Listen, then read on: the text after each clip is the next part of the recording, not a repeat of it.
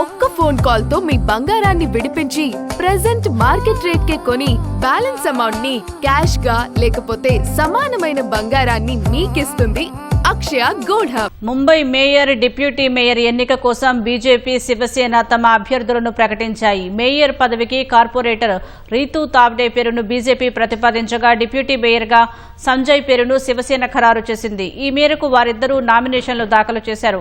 గత నెల 15న జరిగిన ఎన్నికల్లో రీతూ తావ్డే 132వ వార్డు నుంచి గెలుపొందగా, సంజయ్ 5వ వార్డులో విజయం సాధించారు.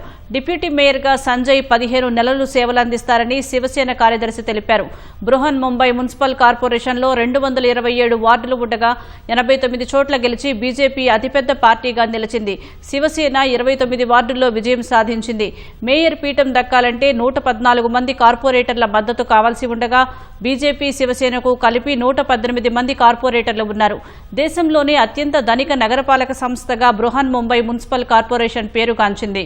2025-26 వార్షిక బడ్జెట్ను 74,450 కోట్లుగా ప్రతిపాదించారు.